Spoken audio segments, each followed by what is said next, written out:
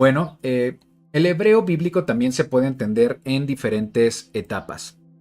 Las etapas en las que podemos resumir las transformaciones y cambios que ha sufrido la escritura hebrea son cuatro. La primera de ellas es la etapa hebreo protosinaítico, que data de una antigüedad de 1750 años antes del Mesías.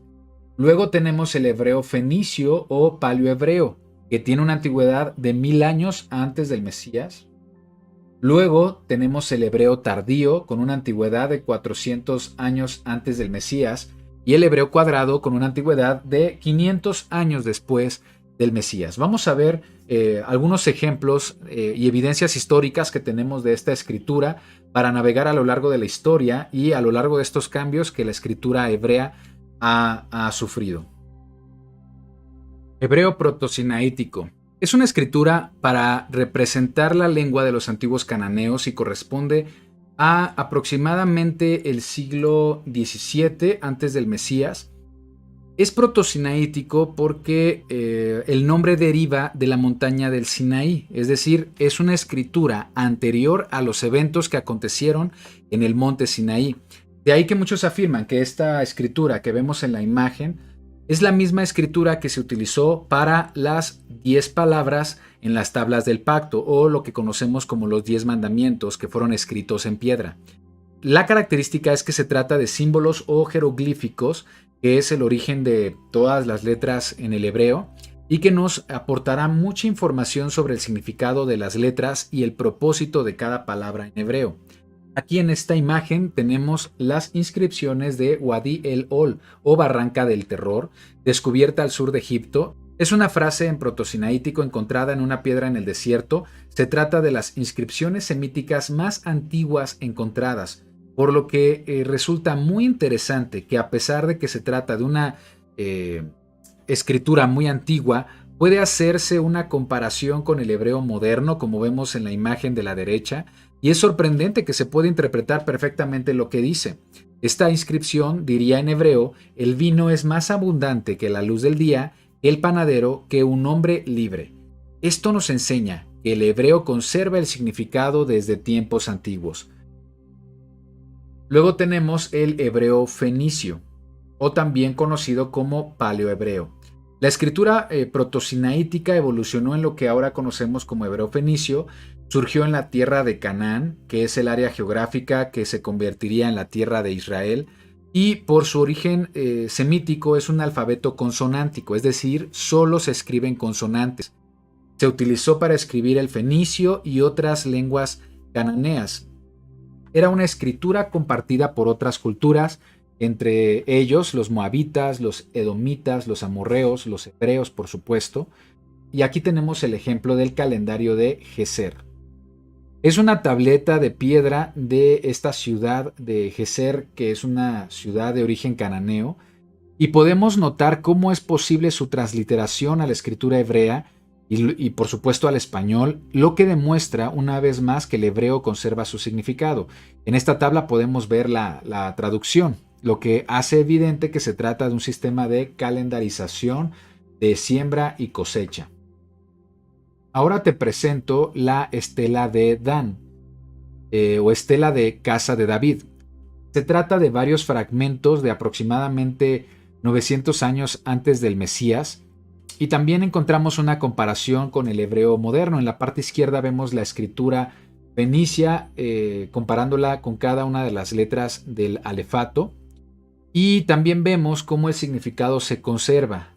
Aquí hay una palabra que dice Beit David, que significa casa de David, lo que le da el nombre a esta estela. Esto significa o nos confirma que el hebreo conserva su significado más antiguo, aunque las letras hayan sufrido una modificación. Además, esta estela es una de las evidencias históricas de la existencia de la dinastía del rey David. En esta estela, un rey llamado Asael, que es un rey arameo, presume sus victorias contra otras culturas, incluida la casa de David. También tenemos la estela de Meshá, o piedra moabita. En esta estela se mencionan las victorias moabitas sobre el reino de Israel. Data de aproximadamente 850 años antes del Mesías y se descubrió en Jordania. Lo relevante es que este descubrimiento se trata de una de las evidencias arqueológicas más importantes que se tienen de la existencia de Israel, fuera del texto bíblico. Y como vemos, una vez más, el hebreo moderno es diferente, pero conserva una conexión con la escritura fenicia al conservar el significado. Vemos ahí la palabra Yisrael. Algo interesante es que nuestra escritura actual tiene también como antecedente la escritura fenicia.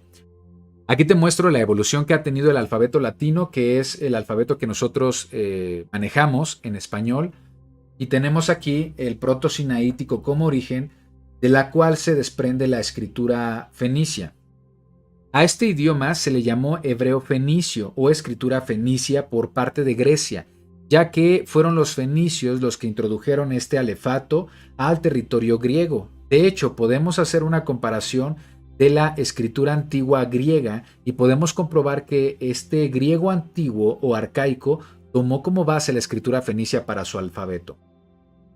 Del fenicio entonces deriva el alfabeto griego, luego del griego tenemos el latín arcaico, luego tenemos el romano y finalmente el alfabeto latino moderno. Es muy interesante saber que la raíz de nuestro idioma también está presente en el hebreo fenicio. Ahora, en cuanto al hebreo moderno, sí tomó otro camino en cuanto a la escritura fenicia, tomó corrientes del arameo para modificar la escritura y se transforma en lo que conocemos como hebreo tardío. El hebreo tardío es una escritura cuadrada con influencia aramea que surge en el periodo post-exilio, que fue alrededor del año 500 antes del Mesías. El alefato fenicio antiguo fue sustituido por la escritura cuadrada.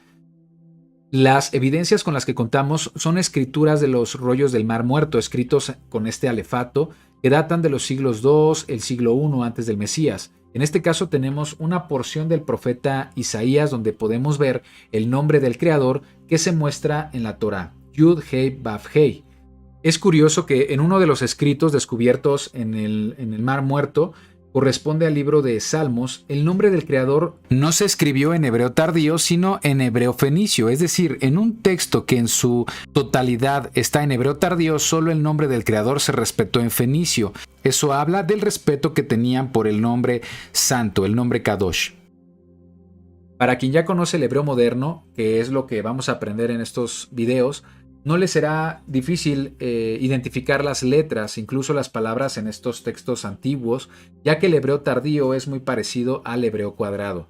Entonces, es la siguiente etapa del hebreo.